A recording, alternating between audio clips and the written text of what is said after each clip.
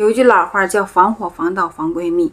There's an old saying for women: watch out for fire, theft, and your best girlfriend. This doesn't mean that all besties are problematic, but many might not want to see you succeed too much. There are countless real-life examples of women who end up divorcing their husbands under the influence of their friends. Once a marriage is over, especially when initiated by the woman, men usually don't reconsider. If you're experiencing difficulties with your husband, you can learn how to manage your marriage and find ways to get it back on track. With mutual understanding and compromise, conflicts can often be resolved over time. In today's world, if you want to learn something, there are always resources available. However, many women tend to confide their marriage troubles only to their closest friends. In reality, most women can be quite envious. Often, it's those closest to them that they feel jealous of.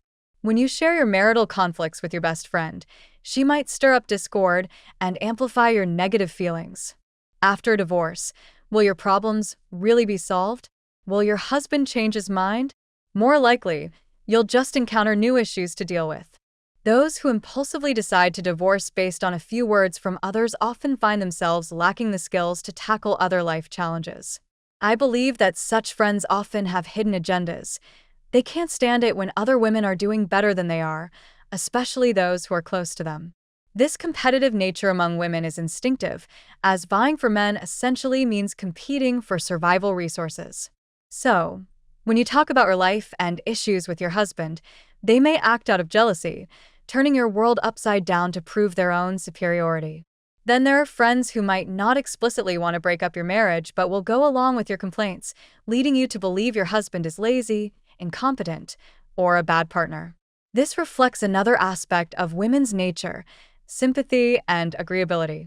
They often don't have strong opinions of their own and can be easily swayed, empathizing with another woman's struggles. If you keep feeding them negative views about your husband, these friends become like a broken recorder, endlessly repeating your negative thoughts. As the saying goes, a lie repeated 100 times becomes the truth. This only deepens your dissatisfaction with your husband instead of helping you analyze and resolve the issue from a more objective standpoint. Recently, I came across a video of 5 women in formal gowns celebrating their divorces together, each holding a divorce certificate. This is something I've never seen before. It seems like women today are forming best friend groups to divorce collectively. But does divorce really make life better? It's just a way to escape problems. If there are issues in your marriage and you choose divorce as a solution, will your next partner truly love you? If you're not lovable, no matter how many partners you go through, no one will love you. It's not just friends encouraging women to divorce. There's also a lot of negative information online that fuels this mindset. Many videos depict women's experiences of unfairness in a way that resonates with their feelings, ignoring potential communication issues. So, I advise having female friends, but be cautious about sharing all your family matters with them. Sometimes, your best friend might thrive on drama, making it hard for you to tell if she's genuinely helping you or trying to sabotage your happiness. In our country, the divorce rate is alarmingly high, with statistics showing that 74% of divorces are initiated by women. I believe that among these women, while some genuinely have issues with their husbands, the vast majority are simply being difficult. Here's a story shared by a male fan. He's been divorced for 3 years, and he describes his ex-wife as having a bad temper, often getting upset over money when they were first married. Despite that, they were quite happy during that time. He notes that many men hope their wives will share both the ups and downs of life with them. Eventually, his clothing business started to pick up, and life improved significantly. His ex-wife gave birth to a son and a daughter. However, when they had been married for 7 years, he went out of town for work for 6 months. Before leaving, he entrusted her with all their savings, trusting that she would manage the household and take care of the kids. When he returned, however, everything had changed. She began spending time with her so-called friends, who were mostly either divorced or bitter. When he came back from Beijing, she complained about him not earning enough and mentioned how her friends were living like queens. They had grown apart, each doing their own thing and neglecting one another. She started going out every night during the holidays, partying and ignoring the kids. By that point, she had blown through most of their savings on entertainment and failed business ventures, leaving them with very little. After the holidays, he suggested they set aside a few $1,000s each month for his mother to help save for the family. When she heard this, she looked down on him and said all her friends laughed at her for marrying such an unambitious man who couldn't earn more and wanted to save. She demanded a divorce. In the past, he would have tried to placate her during such arguments, but this time he calmly agreed to the divorce. To be blunt, her decision to divorce was heavily influenced by her divorced friends with questionable values. I want to stress that women need to be careful about having too many close friends. Successful women often have fewer female friends because those with flawed values can subtly shape your perspective. Many women consume toxic advice from the internet. I've felt it myself. Even as a rational woman, I've found myself swayed by it. It's essential to filter the information you absorb. When men are facing hardships, they deserve empathy. Don't just focus on the idealized portrayals of men you see online and foolishly compare your husband to them. If you genuinely want to improve your relationship, reflect on whether you're treating your spouse with the same care and understanding you expect from others. Regarding those friends who constantly talk about how others are living, they may feel resentful when they see you doing well. Some might even stir up trouble in your life, hoping you'll join their ranks of divorcees. So, ladies, think critically. Having a son and a daughter, along with a hard-working husband, is more than enough. Women can either gain financial stability or emotional support in marriage. If you're not getting either, it might be time to reconsider your marriage. However, if you have financial independence, don't demand too much from your husband in terms of companionship. If you seek emotional support, don't keep insisting he earn more. It's all about finding balance. If a woman has both financial stability and emotional support, she should appreciate her good fortune. But don't lose sight of what truly matters. Don't push too hard.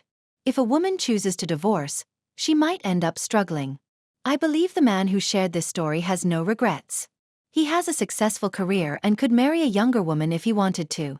When he talks about his ex-wife now, it's more about his relief and realization than anything else.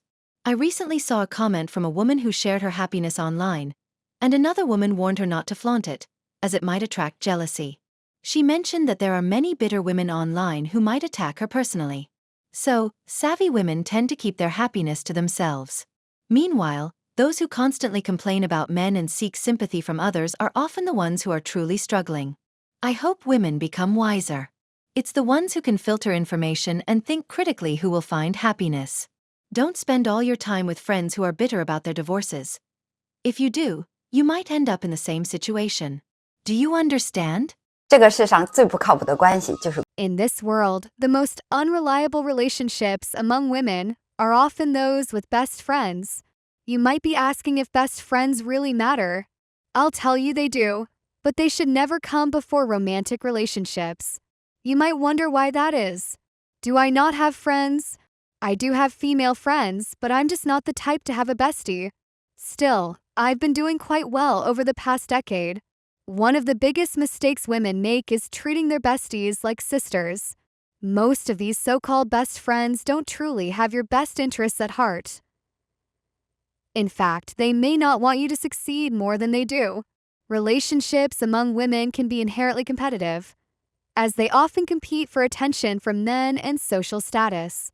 While there can be genuine emotional connections, when it comes to love and personal matters, jealousy can rear its ugly head if there aren't shared interests.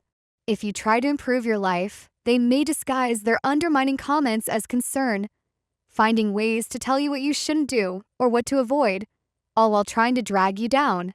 Their underlying thought is, "We're on the same level. Who do you think you are trying to do better than us?"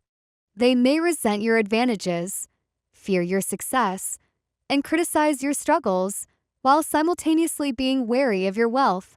A woman's jealousy can be incredibly toxic, so it's wise not to share personal matters too freely. The more they know about you, the easier it is for them to manipulate you. You might think you're just sharing, but she could see it as bragging. The only people who genuinely want the best for you are your families.